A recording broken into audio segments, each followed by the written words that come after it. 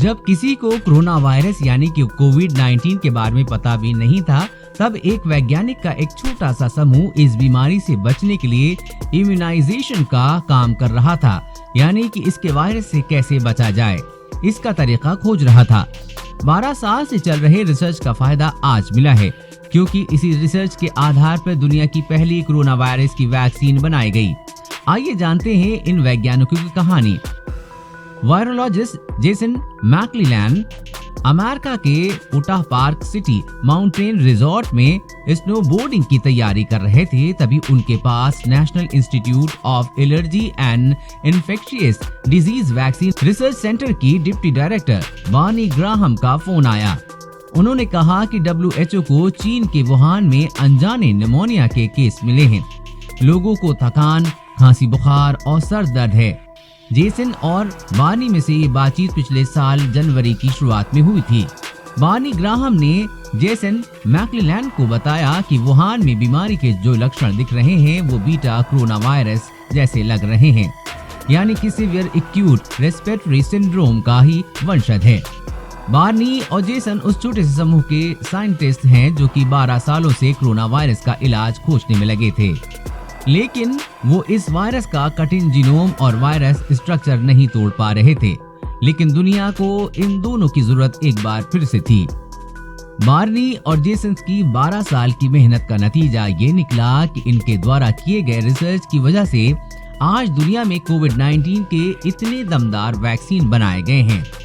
America में 2 vaccine निर्माता कंपनियों को बार्नी और जेसन के रिसर्च का उपयोग करने की अनुमति दे दी है। जेसन 2008 में जब बेथेस्डा स्थित वैक्सीन रिसर्च सेंटर में आए तो बार्नी ग्राहम वहां पहले से रिसर्च कर रहे थे। तब बार्नी रेस्पिरेटरी सिंसियल वायरस यानी कि RSV पर रिसर्च कर रहे थे, जिसकी वजह से 20 सालों से लोग बीमार हो रहे थे। RSV की स्टडी के दौरान जेसन और बार्नी ने पाया कि RSV और SARS-CoV-2 यानी कि कोविड-19 का जीनोम RNA से बना है। दोनों में एक जैसी समानताएं हैं। ये समानताएं देखकर जेसन और बानी को रिसर्च आगे बढ़ाने का मोटिवेशन मिला। RSV के इलाज के लिए इस समय 1966 में क्लिनिकल ट्रायल चल रहे थे। उस समय ट्रायल खराब हो गया, 2 बच्चों की मौत हो गई, कई वॉलंटियर्स की तबीयत खराब हो गई। बार्नी यही पता कर रहे थे कि आखिर वैक्सीन में ऐसा क्या गलत हुआ जिसकी वजह से लोगों की मौत हो गई।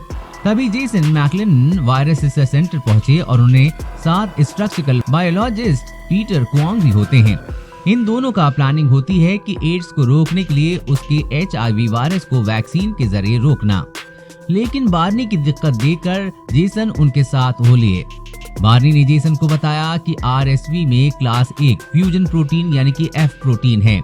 ये बहुत तेजी से अपना स्वरूप बदलता है। ये इंसानी शरीर में घुसते ही प्रजनन कर अलग अलग रूपों में बदलकर फैल जाता है, इसलिए इस पर वैक्सीन काम नहीं कर पाती।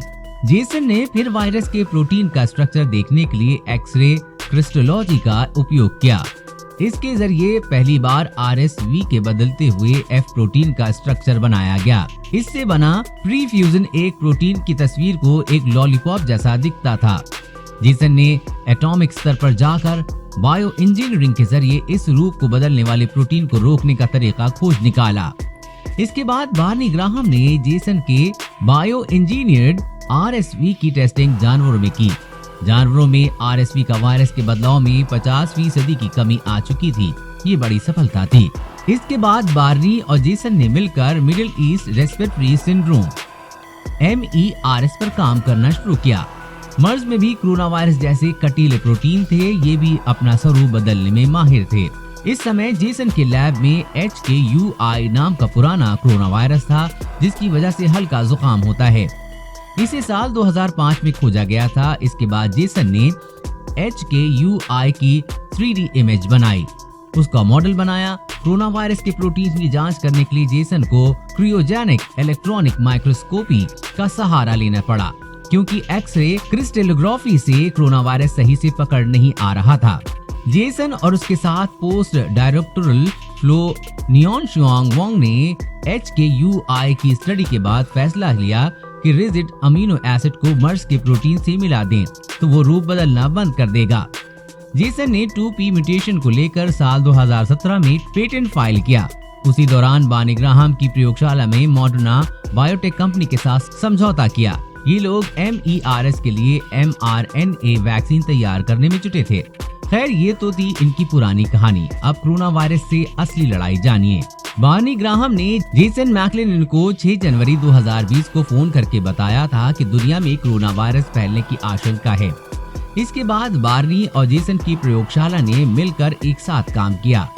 फरवरी की शुरुआत में दोनों ने 2p म्यूटेशन और mRNA को मिलाकर चूहों पर क्लिनिकल ट्रायल किया। चूहों में कोरोना वायरस के खिलाफ तेजी से एंटीबॉडीज बनी। 4 मार्च को US food and drug administration ने मॉडर्ना को उसकी कोरोना वैक्सीन का ह्यूमन ट्रायल करने की हरी झंडी दे दी।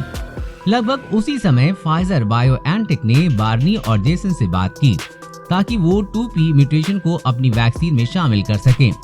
दोनों का काम पेटेंट था, काफी ज्यादा प्रकाशित हुआ था, इसलिए नोवावैक्स और जॉनसन एंड जॉनसन ने अपनी वैक्सीन के लिए दोनों से बात की।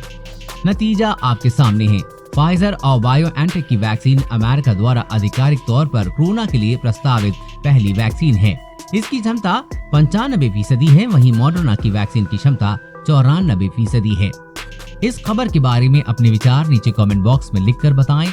वीडियो को लाइक और अपने दोस्तों के साथ शेयर करना न भूलें। साथ ही हर खबर सबसे पहले पाने के लिए चैनल को सब्सक्राइब कर लें।